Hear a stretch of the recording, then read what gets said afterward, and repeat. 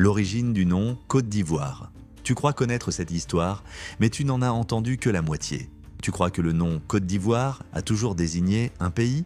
Tu crois que c'est une invention de la colonisation? Pas tout à fait. Ce nom cache une histoire de commerce, de pillage et de symboles puissants. Une histoire qu'on n'enseigne presque jamais à l'école, on est entre le 15e et le 17e siècle. Les navigateurs portugais, français, néerlandais, anglais explorent la côte ouest africaine. Ils ne cherchent pas à comprendre les cultures locales. Ils regardent ce qu'ils peuvent d'eau prendre. Et ici, sur cette partie du golfe de Guinée, ils trouvent une chose précieuse, l'ivoire. Oui, des défenses d'éléphants vendus, échangés, parfois volés, parfois obtenus à travers des traités ou par la force. À cette époque, la Côte d'Ivoire ne désigne pas un pays. C'est un nom commercial européen.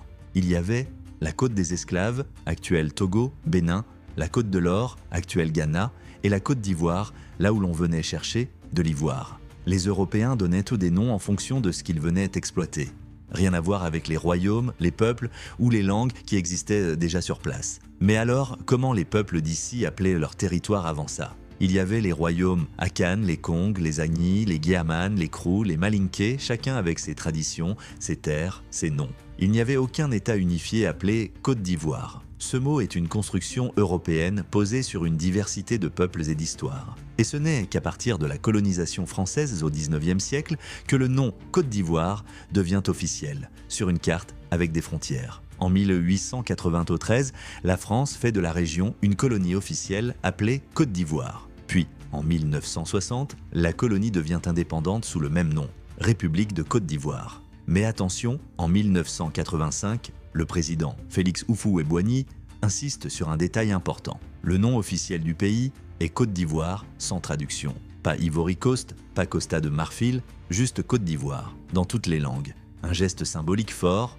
reprendre un nom colonial, oui, mais le maîtriser, le fixer, le transformer en symbole de souveraineté.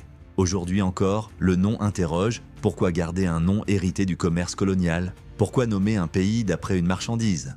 Mais en même temps, ce nom est devenu synonyme de fierté, de culture, de résilience. Un nom que le peuple ivoirien a transformé à sa manière, un nom qui porte aujourd'hui des voix, des talents, une nation. Tu croyais connaître l'origine du nom Côte d'Ivoire, mais tu n'en avais entendu que la moitié.